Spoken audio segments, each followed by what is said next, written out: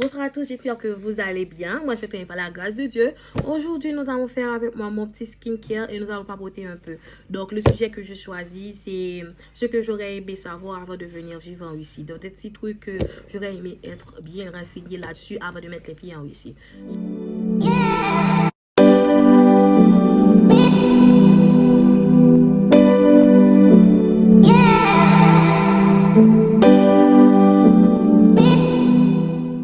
D'abord, on va ouvrir ma boîte de Pandore, ma boîte à skincare.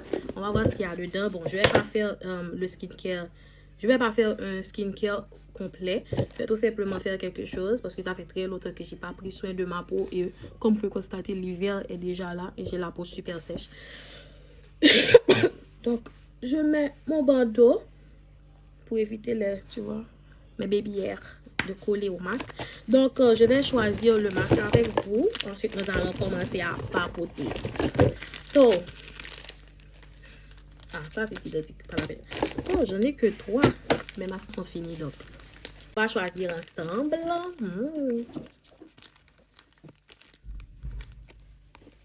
Bon, j'ai pris aloe vera. Donc, on va faire une masque d'aloe vera. Ok.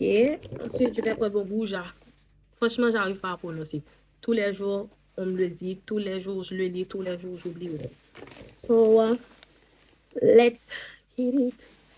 Faut pas oublier mon brasseur. En fait, j'ai commandé identique au brasseur pour les cheveux. Mais ils m'ont donné ce qu'il voulait. Donc, c'est pas grave. Préalablement, j'ai déjà désinfecté mon visage avec ce... Comment on appelle ça? C'est face wash. J'ai déjà désinfecté mon visage avec ça. Et on va faire une application de lait avec ce body serum en fait. So, voilà. Pour commencer, je vais d'abord mettre mes masques pour l'anti-cerne. Laisser reposer pendant 5 minutes. On va papoter. Ensuite, faire le full face.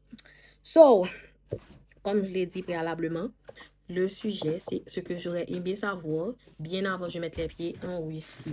Donc, j'ai ma tablette ici. Si vous voyez que je lis, j'ai ma tablette où j'écris tout ce que j'aurais aimé savoir bien avant que je vienne en Russie. Il faut savoir qu'en Haïti, il y a certaines choses qu'il y a en Russie qu'on n'a pas en Haïti. Donc, j'aurais bien aimé être renseigné là-dessus pour ne pas avoir la surprise. So, ce que j'ai écrit, premièrement, c'est par rapport au climat. Ok, je savais déjà que la Russie, c'est un pays où il fait super froid, mais je ne savais pas que le froid durait la majorité de l'année. Et je suis quelqu'un qui est le plus souvent malade par rapport à mes douleurs rhumatismes et aussi j'ai une bronchite super faible. So, honnêtement, la Russie n'est pas un pays idéal pour moi d'y vivre toute ma vie. Je peux pas, je pourrais pas. Ça fait déjà 4 ans que je suis ici et pour être honnête, je suis au bord de ma life. Au bord de ma life. Parce que le foie là, lorsque ça m'attrape, je peux même plus marcher. Donc, je l'ai expliqué à mes parents, à certains docteurs ici, mais ils m'ont dit que ils ne voient pas ce qu'il y a, ils ne savent pas ce qu'ils peuvent faire. Donc, je suis obligée d'y vivre avec. Tous les ans, j'ai des douleurs énormes aux genoux, aux pieds, partout, au dos. C'est vraiment extraordinaire. J'aurais aimé savoir cela bien avant que je mette les pieds en Russie. Mais malheureusement, j'y suis déjà dedans. On va devoir vivre avec. Autre chose, les démarches administratives. Franchement, la Russie est un pays super et hyper bureaucratique. Je vous mets la définition. Ça veut dire tout ce qu'on fait, on doit l'écrire, je sais pas, il faut qu'il y ait un papier pour identifier, justifier, je sais pas, tout ce qu'on fait ici, on a besoin de signer un papier, on a besoin de partir dans un bureau, on a besoin de la galère. Je vous explique pas comment ça a été mon été. J'ai passé la majorité de mon été à partir de des bureaux pour régler 2 ou 3 papiers, je crois, que je devrais avoir une code pour ici et quelque chose d'autre pour identifier où je suis par rapport à mon téléphone. J'ai pratiquement fait, je peux dire, une dizaine de jours à marcher seulement pour régler des papiers administratifs pour seulement 2 jours. Donc, j'aurais bien aimé savoir que c'était comme ça, mais bien que c'est presque la même chose dans mon pays, mais dans mon pays, on peut payer quelqu'un qui peut le faire pour vous sans forcément se déplacer, laisser chez soi, etc. Mais ici, il faut tout faire. Et le problème, c'est que je commence bien à croire que c'est quelque chose de politique, en fait. Le fait que tu as besoin de papier, il y a plein d'immeubles. On pourrait prendre qu'un seul immeuble, on met tout. Au premier étage, il y a ça. Au deuxième étage, il y a ça. Au troisième étage, il y a ça. Non. Ici, tu pars à Kasukova pour quelque chose. Tu pars à Vostroy pour quelque chose. Tu pars à... Franchement, c'est fatigant, c'est fatigant. Donc, imaginez-vous que parfois, je passais la journée dans les bus et j'ai des problèmes d'estomac, donc je ne peux pas rester trop longtemps dans les voitures, donc c'est vraiment la galère. Bref, on passe au niveau de la langue. Personnellement, j'aurais bien aimé que quelqu'un me dise que la langue, ce n'est pas difficile, mais il faut savoir que on n'a pas tous les mêmes types d'intelligence. Comme moi, je suis quelqu'un qui est plus auditif que, comment je pourrais dire, je suis plus auditif que visuel. Donc, j'écoute plus que je lis ou bien que je regarde, whatever.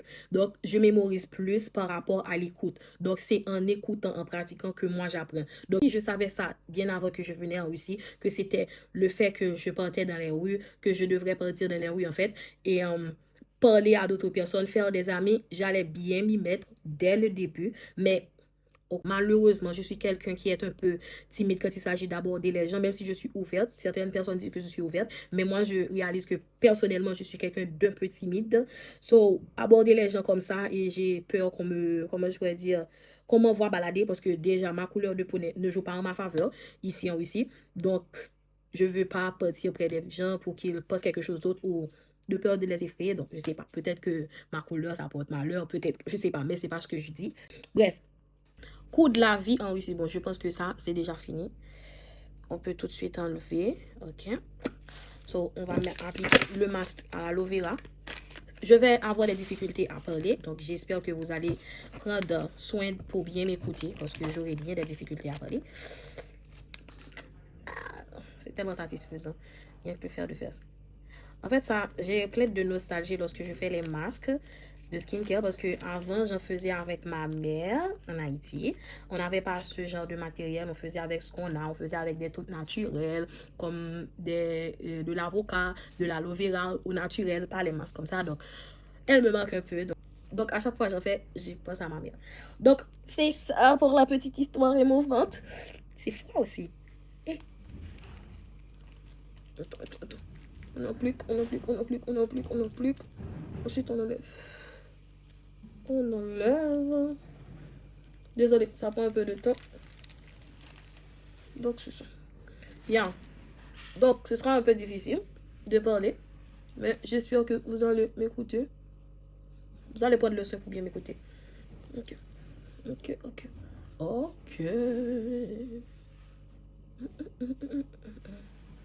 Ça gêne un peu. Ok. Ma bouche est dégagée. Je pourrais parler. Ok, je rate le mot de passe. Même le Face ID ne me reconnaît plus. Est-ce que c'est grave? Non. Le coût de la vie en Russie. Ce que j'aurais aimé savoir. Pour moi, personnellement, le coût de la vie en Russie, c'est pas d'une extravagance, je pourrais dire, c'est pas d'une extravagance vraiment extraordinaire. C'est juste que si tu as quelqu'un aux États-Unis qui vous envoie, disons, $500 pour faire le mois, vous êtes un bel ou une belle jeune femme ou jeune homme en Russie. Vous allez bien vivre, vous allez bien manger. Mais par contre, si vous recevez moins que ça, la vie sera un peu plus compliquée pour vous parce qu'il n'y a pas grande option au niveau de la nourriture. Comme pour nous en Haïti, on a les vivres alimentaires comme la banane, patate et quoi d'autre? L'igname, le manioc, etc. Par contre, ici en Russie, il y a plus de pommes de terre, donc pommes de terre et pommes de terre. Il y en a, je suis obligée de dégager ma bouche. Il y a du betterave, la radis. Moi, j'aime pas ça. Donc, c'est ça, c'est tout. Et lorsqu'il fait super froid, il y a aussi de la patate douce, mais c'est jaune abricot. Je vous mets l'image parce que nous, on n'a pas ça aux Antilles. Donc, aux Antilles, on a plus la patate blanche. Je sais pas d'où ça vient cette patate jaune abricot, mais ils ont ça ici. Bref, le transport, oui, c'est super efficace. J'ai même pas besoin de m'attarder là-dessus. Franchement, c'est vraiment 10 sur 10 contrairement à mon pays. Ils ont des bus à notre disposition. On a une carte. Si tu ajoutes au moins 1 000 €, ça te fera un mois de transport normal et tu paies tes 25 € en montant dans le bus. Ensuite, c'est ça. Tu fais ton trajet ici. Et ensuite, c'est cool, c'est carré. Désolé, j'arrive pas vraiment à articuler parce que ça, c'est sur ma bouche, c'est un peu gênant. Culture et codes sociaux. En fait, les Russes, ce que j'ai remarqué en venant ici, c'est que les Russes sont plus ou moins un peuple silencieux. Donc, à partir de 9 h du soir, c'est comme si tout était mort en été, en hiver. À partir de 9h30, il n'y a presque plus rien dans la rue. Tout le monde est presque chez eux. Donc, c'est un peuple qui est...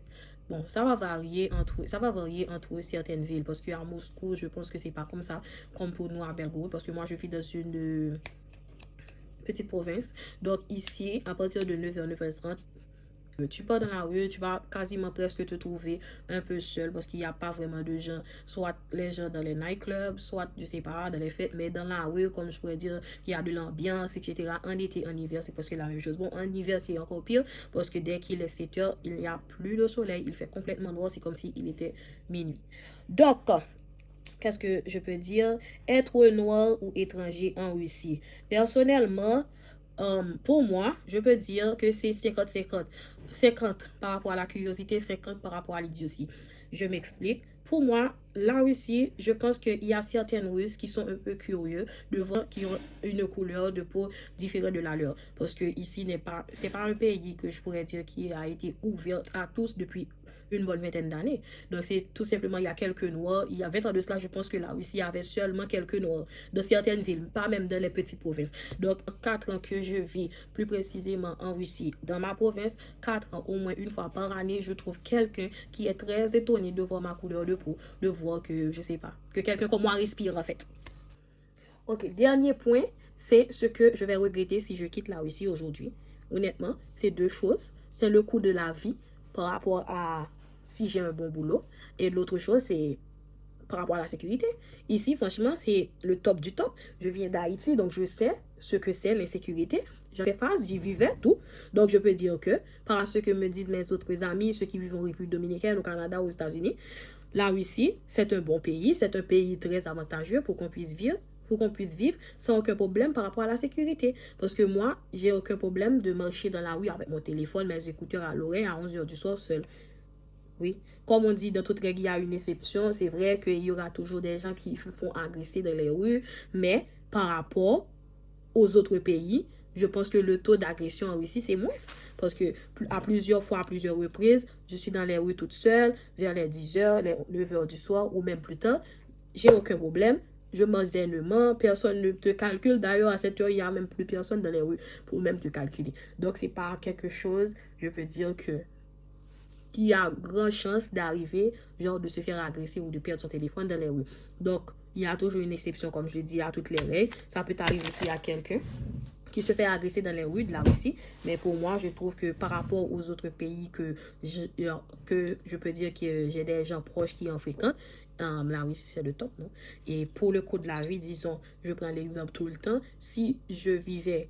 Disons que si j'ai trouvé un boulot au Canada ou aux États-Unis et que j'ai été rémunéré, disons, $2,000 ou $2,500 canadiens ou $2,500 américains tous les mois, j'allais bien vivre en Russie. Honnêtement, je vous le dis, à cette heure-ci, je serais dans ma BMW en train de rouler dans les rues de la Russie. Parce que là, quand tu échanges dans la monnaie russe $2,500, franchement, c'est quelque chose. C'est vraiment quelque chose. J'aurais bien une belle appartement, bien vivre, etc. Donc, vous imaginez la vie que j'aurais à mener ici? J'essaie d'imaginer. Ce serait trop formidable. Mais non, à ce moment-ci, on n'est pas encore là-dedans parce que là, je vis encore au foyer étudiant. Donc, on va faire avec ce qu'on a. Mais c'est ça. Si j'aurais à quitter la Russie un jour, bon, lorsque j'aurais à quitter la Russie, parce que c'est en 4e année quand même, je ne vais pas passer toute ma vie ici. Donc, c'est ça que j'allais regretter. Donc, voilà pour la vidéo de ce que j'aurais aimé savoir, ce que j'aurais à regretter si jamais je viens à quitter la Russie. Donc, merci de faire et de rester jusqu'à la fin de la vidéo pour voir mon skincare, qu'est-ce que ça allait donner, c'est quoi le résultat. Donc, ça fait très longtemps que j'ai pas pris soin de moi. Donc, je trouve que ça fait super longtemps et que j'en avais drôlement besoin. Donc, voilà le résultat par rapport à ma peau. C'est hyper hydraté parce que j'ai la peau super sèche et surtout il fait super froid aussi. Donc, voilà, ma peau est super bien hydratée. Enfin, je vous montre. Bon, c'est pas la perfection, mais quand même. J'aime bien. So, voilà, merci d'être resté juste à la fin. Ça fait très longtemps que j'ai pas fait de vidéo. On papote un peu et j'espère que à l'avenir, on aura plus de vidéos comme ça. Donc, je vous dis à plus. N'oubliez pas de partager, de liker et de vous abonner pour d'autres et nouvelles vidéos. N'oubliez pas d'activer la cloche. So, bye mes amours. Bisous.